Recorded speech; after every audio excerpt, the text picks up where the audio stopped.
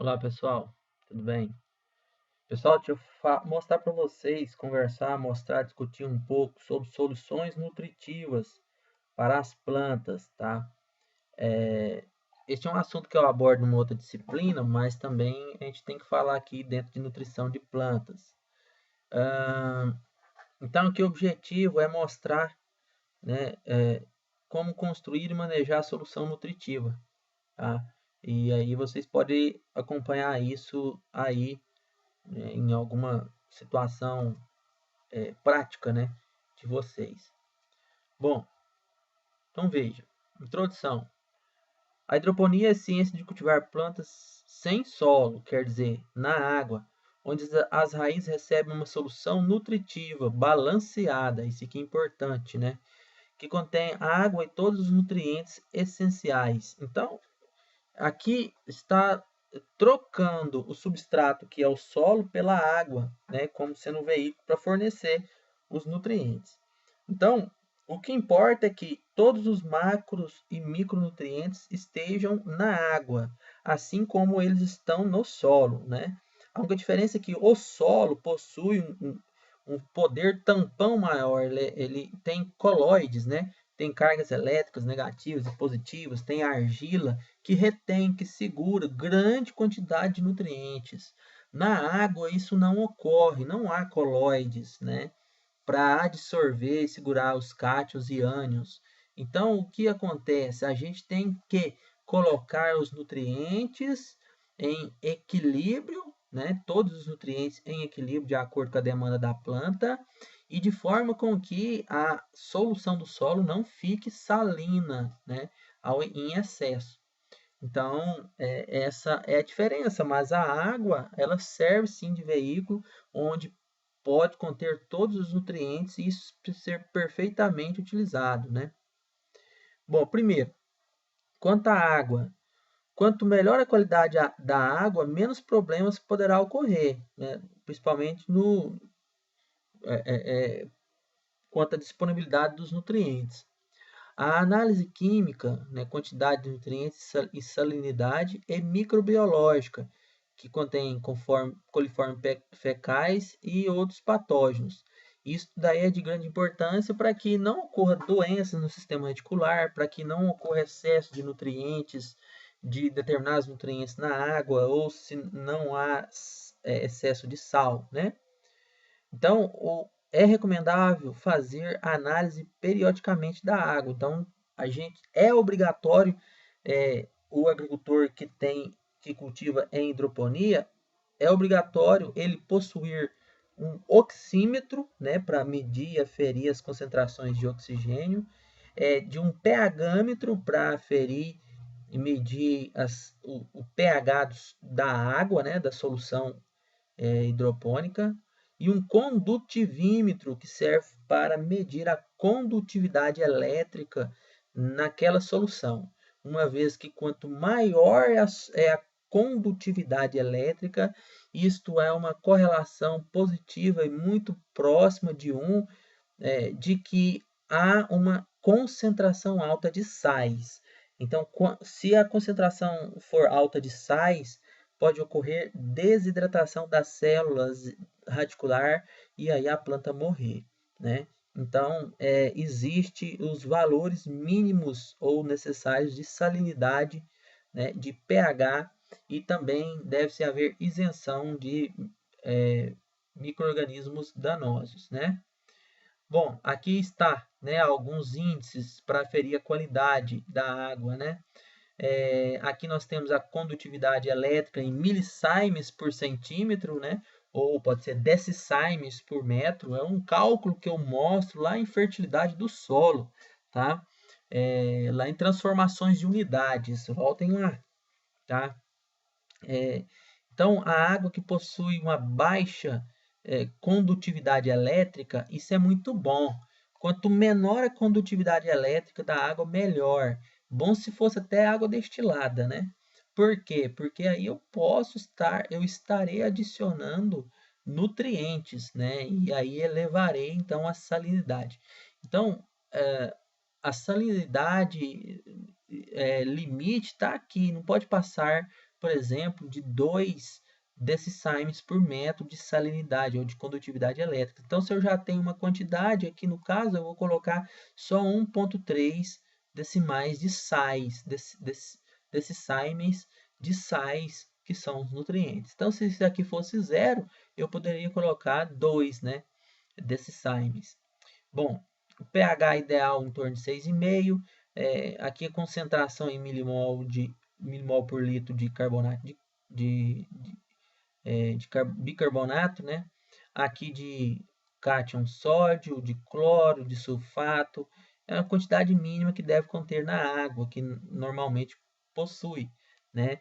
Lembre-se que a unidade da concentração é em milimol por litro, tá? Bom, solubilidade.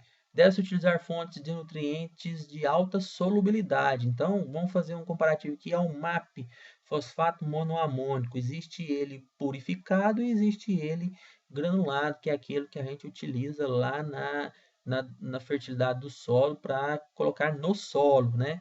Aquele fertilizante ele não possui solubilidade alta, diferente do MAP purificado, que possui uma boa solubilidade. Então, as fontes devem ser solúveis em água. A solubilização deve ser feita de forma lenta e sob agitação, evitando que os fertilizantes precipitem no fundo do reservatório, né? Não pode precipitar ou decantar, né? Aqui está uma tabela de solubilidade de alguns fertilizantes, né? Veja aqui, os nitrogenados, né? Quanto maior é esse valor, maior é a solubilidade.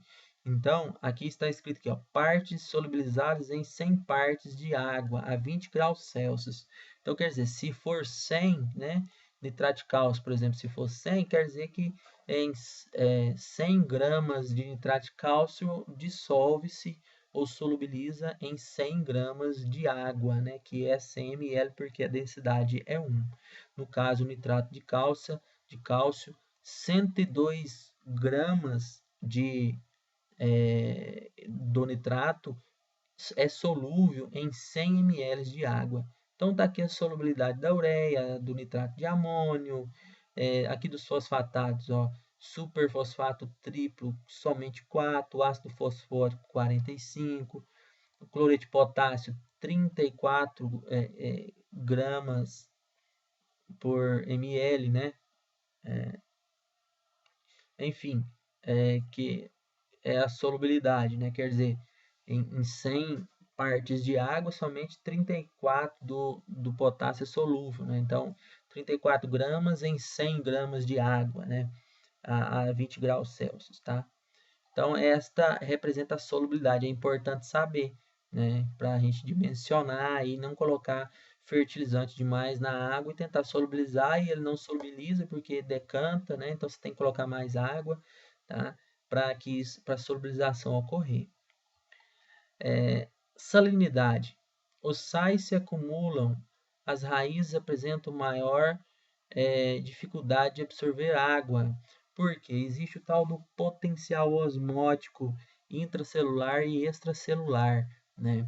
Quando a concentração de sais do lado externo das células é maior, então nós temos a tendência de que ocorra a movimentação de sais do meio mais para o menos concentrado, né? Então, isto faz com que a água que está no interior da célula tende a ir em direção aos sais, uma vez que os sais não conseguem passar pela membrana plasmática das células com facilidade. Então, a água sai.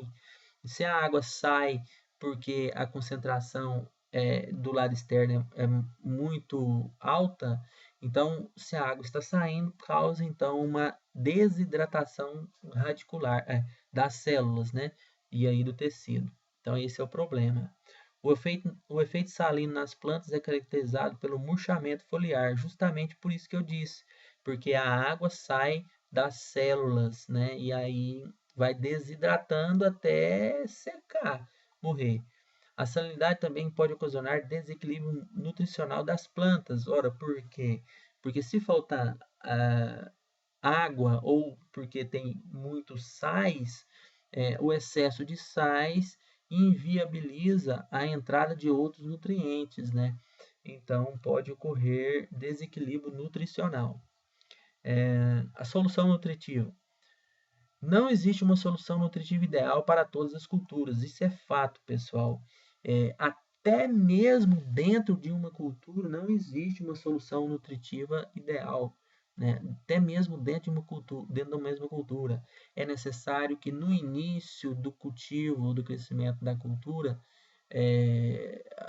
o equilíbrio, o balanço nutricional seja diferente de quando a planta já está numa fase mais avançada de vegetação e quando ela chega na fase reprodutiva, a necessidade nutricional já também é outra. Então, além de variar de acordo com a espécie, a solução nutritiva varia muito em termos de equilíbrio, né, e concentração quanto às fases fenológicas de desenvolvimento da cultura. A composição da solução nutritiva varia com uma série de fatores, né? Aqui, dentre eles, né? Eu já comecei a citar um aí. A espécie de planta cultivada, é claro, né? Cada espécie tem a sua exigência nutricional, né? A idade da planta, o estádio de desenvolvimento, né? A época do ano, né? E também está relacionado com o fotoperíodo, a temperatura, né? Umidade. Bem, solução nutritiva adequada deve possuir pelo menos as seguintes características. Então, o ideal, né? Pelo menos, o ideal, conter todos os nutrientes da planta. Então, todos os macros e micronutrientes essenciais. N, P, K, cálcio, magnésio, enxofre, boro, cobre, ferro, manganês e zinco. Carbono, oxigênio e hidrogênio, né? No mínimo esses, ser equilibrada de acordo com a cultura e também com a fase de desenvolvimento da cultura. Ter potencial osmótico entre 0,5 e 1,2 atmosfera, né? Que é uma pressão, né? Isso ocorre o seguinte: quanto mais sal existe no solo, por exemplo, os nutrientes ficarão retidos no solo com muito mais força e a planta necessitará de exercer uma força muito maior para poder absorver esse nutriente. É só você pensar, se você for alimentar-se de um milkshake, né, bastante denso, frio, né, que ele está grosso ainda, e você vai succionar isso através daquele canudo, né, então você tem que fazer uma pressão negativa alta para, né, alimentar-se, né, para que ele suba pelo canudinho, né. À medida que ele vai perdendo a viscosidade ou vai aquecendo, né, fica mais fácil de você chupar, né, esse milkshake.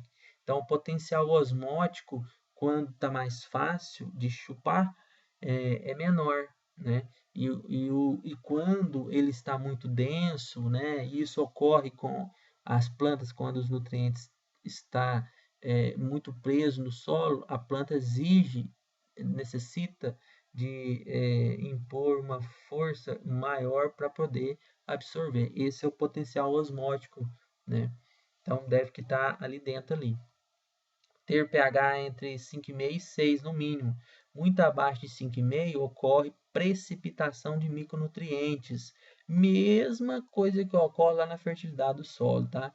E acima de 6,5 ocorre retrogradação do fósforo, ou seja, transformação do fósforo, precipitação com fosfato de cálcio, né, e formando apatita, então não vai ser absorvido fósforo. Então tem que estar dentro dessa faixa de pH aí, tá? Olha as diferenças da solução do solo com a solução nutritiva. Em termos de equilíbrio e de composição, não há diferença nenhuma. Todas as soluções devem possuir nitrogênio, fósforo, potássio, cálcio, magnésio, enxofre, boro, cobre, ferro, manganês e zinco, né? Todos. O que vai mudar é o seguinte, aqui na solução do solo, O solo, por possuir uma parte sólida, que é o fator Q do solo, né? Isso fornece um poder tampão alto, né, de resistir a alterações, ou seja, a planta absorve nutriente da água, mas o solo repõe, né? Na solução nutritiva, todos os nutrientes também devem estar presentes, só que não há fator tampão, né? A planta absorve 1 milimol de fósforo e não há nada para repor, a não ser o seu funcionário, você, né? Então, quem é o fator tampão da solução nutritiva? É você, que tem que repor, né? Então, para você saber o momento de repor, você tem que ter então, um condutivímetro, você tem que ter um oxímetro e um pHmetro para estar monitorando a acidez e a disponibilidade desses nutrientes através da condutividade elétrica. Então, se a condutividade elétrica baixa muito, é porque está faltando determinados nutrientes. Qual nutriente que está faltando, não dá para saber. Assim, deve-se fazer uma análise laboratorial. Então, o que se faz? Prepara-se a solução nutritiva contendo todos os nutrientes, e isto é feito porque tem-se o conhecimento do teor de nutrientes da água e tem-se o conhecimento da concentração das fontes, dos fertilizantes. E aí nós misturamos tudo isso na água, forma-se a solução nutritiva. Então, a gente começa a colocar a cultura para ela desenvolver lá nessa água, né? E aí, a renovação dessa solução, a gente vai acompanhando através do monitoramento do condutivímetro, né? E a reposição da solução, ela meio que ocorre dentro de um espaço de tempo, né? Uma vez por semana, ou no máximo a cada 15 dias deve se repor, no máximo, né? Em ambientes muito intensivos ou sistemas muito intensivos de cultivo, essa reposição ela é feita quase que diária, de 2 em 2 dias, né? Uma vez que quanto maior a frequência de reposição, maior é o equilíbrio, né, dos nutrientes. Por quê? Porque o nitrogênio, por exemplo, ele é absorvido muito rápido pelas plantas. Então, os nutrientes, as plantas absorvem determinados nutrientes da solução nutritiva em maior quantidade do que outros, né? Então, sei lá, por exemplo, a planta absorve mais nitrogênio no começo, né, de exposição da solução nutritiva e vai ficando por último magnésio, manganês, né? Então aí vai ficar menos concentrado em nitrogênio e mais concentrado em magnésio, né? Passados de uma semana, por exemplo. Aí você tem que repor com água, né? Ou com nova solução nutritiva, tá? Bem, então deve ser colocado água. Soluções nutritivas, formulação. É muito difícil a formulação de uma solução que garanta um desenvolvimento máximo. A gente já comentou isso, né? Depende da espécie, estágio fenológico, e que todos os nutrientes sejam fornecidos exatamente na proporção que são absorvidos, né? Isso é muito difícil, então nós temos que tentar chegar a uma forma mais próxima possível. Principais fatores que afetam a absorção: espécies, né, variedades, estado de desenvolvimento, fotoperíodo, intensidade luminosa, já falamos aí, né? Aqui está algumas sugestões de soluções nutritivas para hortaliças, por exemplo, né? Então, aqui estão valores em gramas por 1.000 litros de água. É a mesma coisa de falar em miligramas por litro, né? Então, se é gramas, se você dividir gramas por 1.000, fica miligramas. Se você pegar 1.000 e dividir por 1.000, vai ficar 1. Então, miligramas, né? Ou 1.000 gramas, que é 1 miligrama por litro, né? É a mesma coisa. E isso é de acordo com Castellani e Araújo, né? E tem aí outras fontes muito interessantes que estudam, né? Soluções hidropônicas, né? Nutritivas. Então tá aqui, uma sugestão é essa, por exemplo, para tomate, por exemplo, né? Você vai lá e mistura 900 gramas de nitrato de cálcio em 1.000 litros de água, 270 gramas de nitrato de potássio em 1.000 litros de água, né? 122 gramas de cloreto de sulfato de potássio em 1.000 litros de água e assim sucessivamente. Dessa forma você terá cobre, ferro, manganês, zinco, boro, NPK, cálcio, magnésio e enxofre, tá? De maneira para mais equilibrada possível para o tomate. Quem estudou isso foi Castelhano Araújo para essa cultura do tomate, né? Isso é uma formulação geral, né? Então, aí cada variedade, existe vários experimentos, estudos, para tentar descobrir qual é a variação de concentração, por exemplo, na fase de frutificação do tomate, por exemplo, de uma variedade qualquer. Então, só de mudar, de alterar a variedade, pode ser que uma variedade necessita mais de magnésio e menos de potássio, né? Por exemplo. Então, é muito difícil encontrar uma solução 100% ideal, né? É muito variável, tá? Bem, micronutrientes. A recomendação é mais empírica, quer dizer, mais abstrata, né? Por quê? Porque a demanda da planta ela é bem menor comparada aos macronutrientes, né?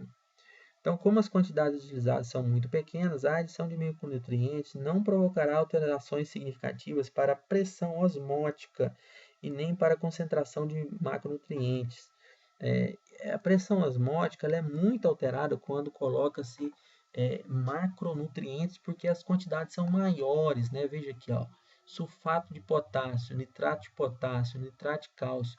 Está aqui, ó, nitrogênio, cálcio, nitrogênio, potássio, enxofre, potássio,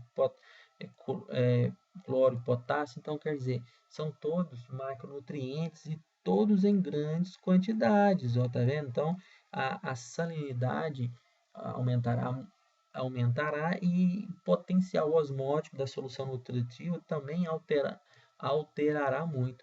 E se você comparar com as doses dos micronutrientes, ó, sulfato de zinco, sulfato de cobre, ferro, sulfato de manganês, ó, tá vendo?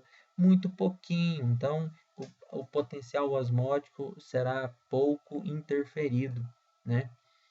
A salinidade também. Manutenção do nível de água, né? O volume da solução nutritiva gasto deve ser periodicamente reposto com água de boa qualidade e água pura. Isso aqui é diário, pessoal. A reposição da água. Então, se você vai cultivar alface no sistema hidropônico e o reservatório de água é de 1.000 litros, né, você deve fazer 1.000 litros de uma solução nutritiva para iniciar o cultivo. Todo dia você deve avaliar o pH e a condutividade e o oxigênio. Viu que baixou, sei lá, 10, 20 litros de água, né, do reservatório, isso quer dizer que a concentração dos sais aumentou.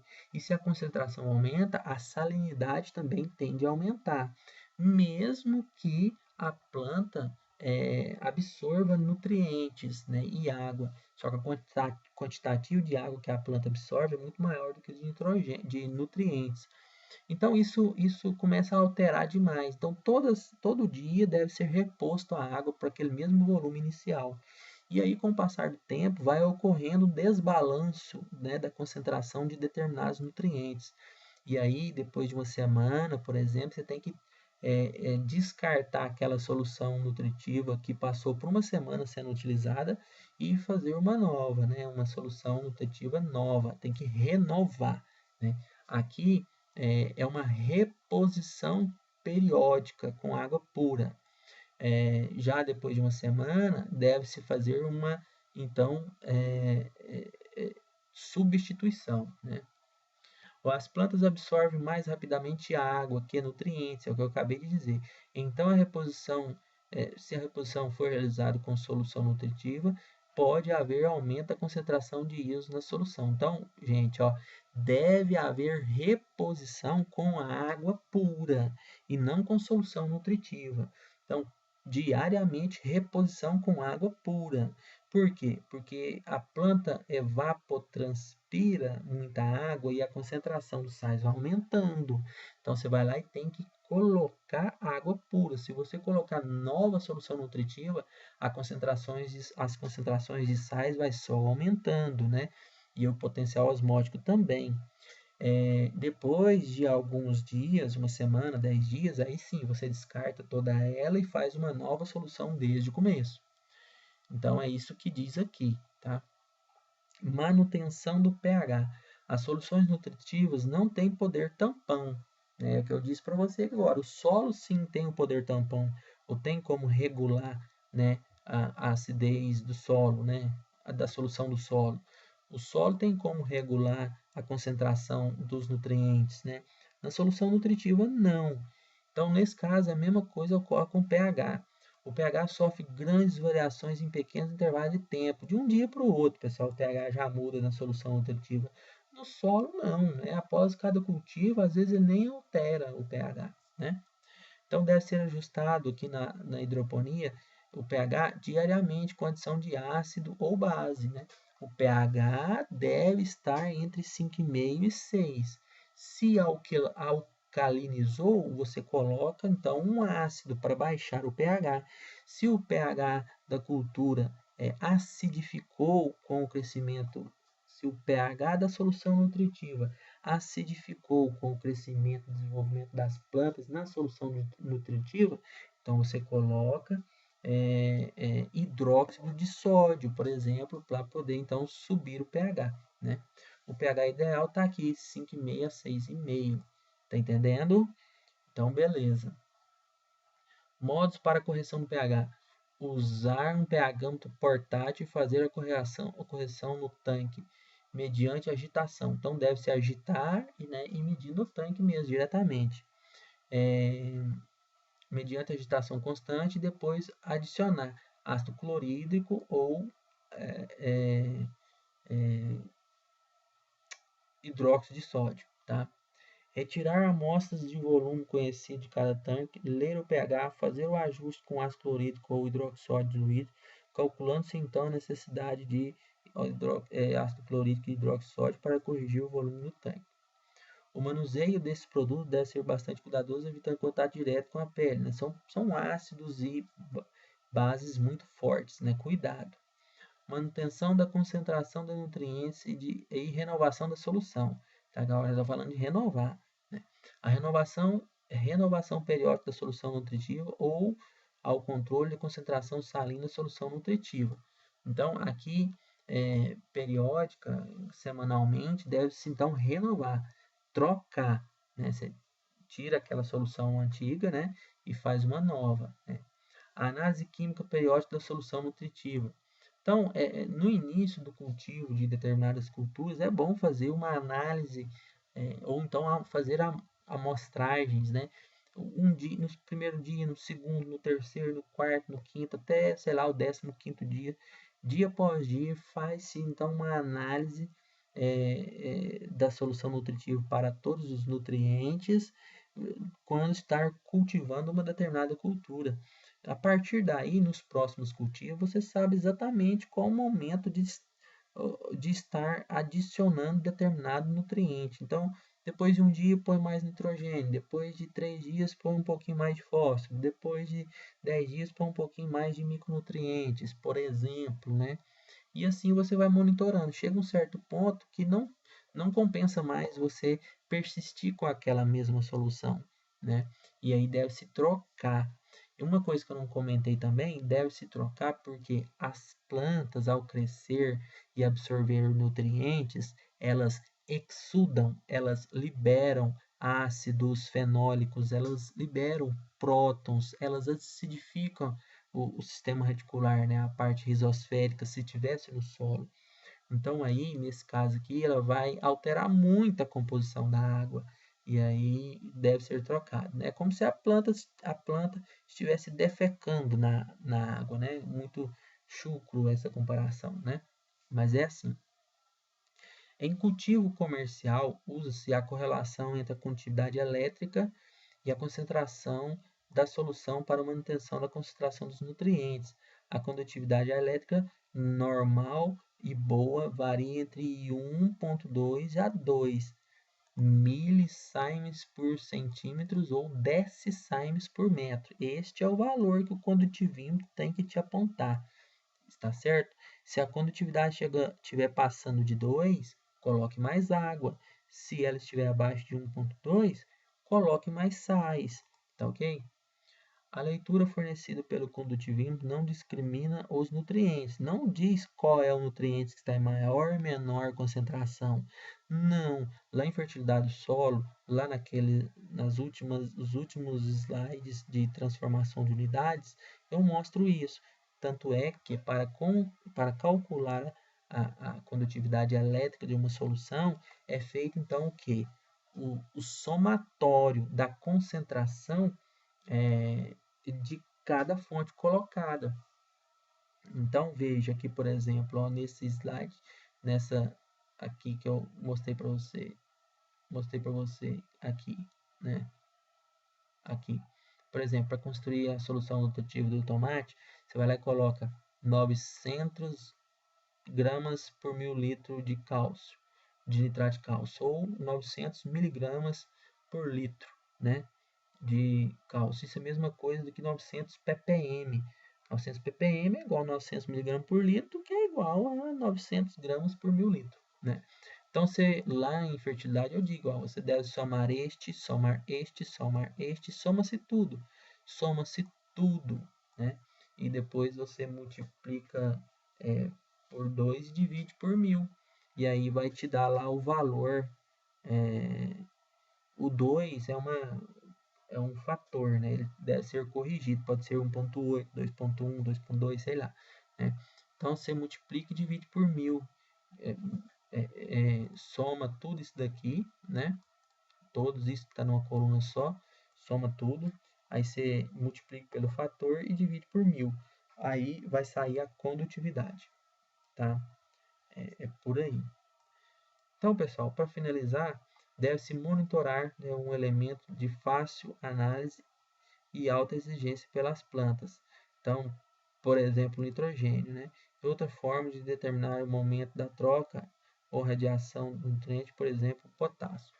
Então, pessoal, a manutenção deve ser então baseada na variação do pH e da condutividade elétrica principalmente, mas isso depois que se tem um estudo, o acompanhamento diário, pelo menos de uma vez durante 15 dias, até trocar a água, né?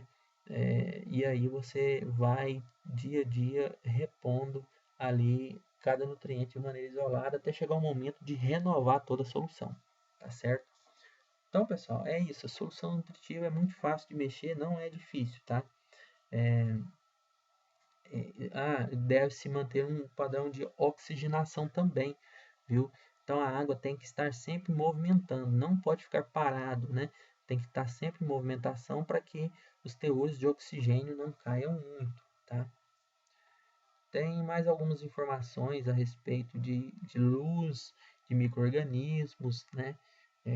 Temperatura da água não pode ser muito superior a 28 graus, né? Porque começa a oxidar as raízes, torná-las escuras, né? Ineficientes. Então, tem alguns outros padrões a seguir. Tá bom, pessoal. A gente vai passar um material teórico aí, vocês estudem mais.